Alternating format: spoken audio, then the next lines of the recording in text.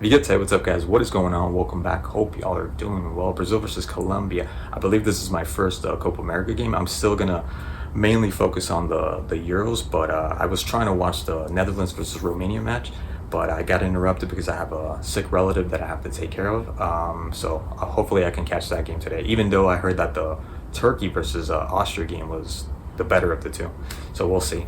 But this game was insanely funny, and I say that because Colombia had Brazil playing right into their trap, meaning they were playing physical, and Brazil do not play that. Can they play physical? Of course they can, but this doesn't suit Brazil. It does not suit Brazil, and it almost cost them the game. Yes, Brazil also had plenty of chances to be able to win this game. That first half belonged to Colombia, but Colombia were dominating that first half. And I mean, the scrappiness, the aggressiveness, mainly just scrappiness of this game made it so exciting. I don't know if it's the weather, I don't know if it's the pitch. There were complaints about the pitch because supposedly it's under a football, American football field, so the ground was moving or something like that, but I don't know if it's making the ball go faster. The game in general just looked a lot quicker, and man, it was wild. It was wild. There was plenty of action in this game, plenty of mistakes, plenty of fights. They got into a fight, obviously.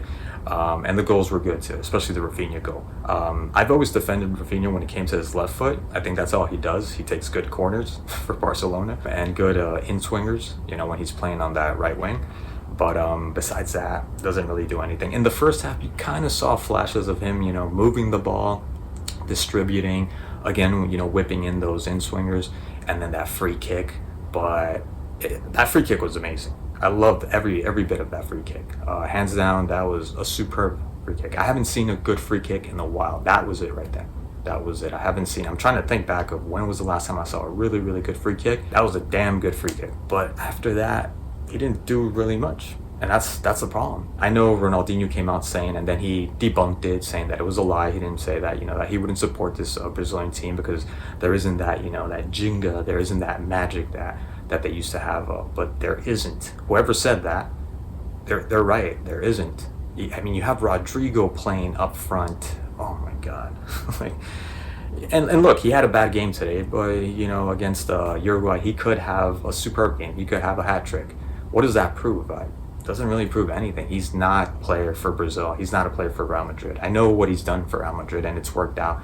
That's a huge gamble that Real Madrid took, and I'm still going to stick with that no matter what. The truth is that there's no playmakers. You have someone like Rodrigo up in the front leading the charge. Vinicius is the only one that's salvageable, the only one you can say that, and he's not going to play in the next game. How about that? It's disappointing. But in this game, I thought Brazil did a really good job at going toe-to-toe in a physical game that's not really their style. I thought they did really well when it came to that. There was a lot of kicking from Guimarães, from João Gomes, but then there's no creativity, there's no playmaking. Paqueta, lost in the game.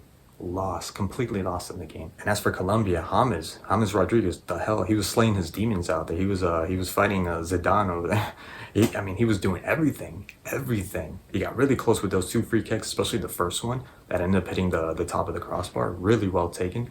And man, he was defending like nobody's business. He was giving his everything. Such an impactful influence in this Colombian side. You saw him marking and playmaking, and that's something that Brazil doesn't have.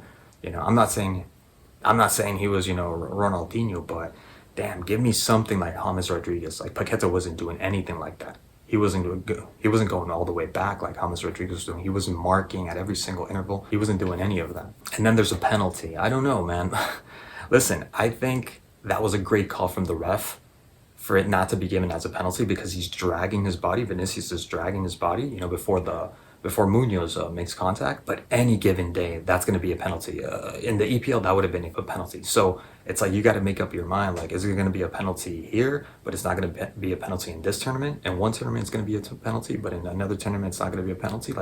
You can't do that. You can't do that. Absolutely, you're right. He dragged his body right before the contact. That's not a penalty. But I guarantee you take that same play to another tournament, and that's going to be a penalty. All day. That's going to be given as a penalty. So it's very confusing. What are we doing? I don't know what constitutes being a penalty. Is that a penalty? It's not a penalty. For me, it's not a penalty, but any other day, that is a penalty. That is a penalty. I don't know what to tell you. Anyway, that's just a little quick review that I wanted to make about this game. I'm still going to be watching the Euros, like I said. I don't think I'm going to be able to catch any of the Copa America games, but yeah, I just needed to make this video because I thought it was a really, really good game. Anyways, guys, thank you so much for watching, and as always, stay tuned for more, and I'll see you guys in the next one. Cheers.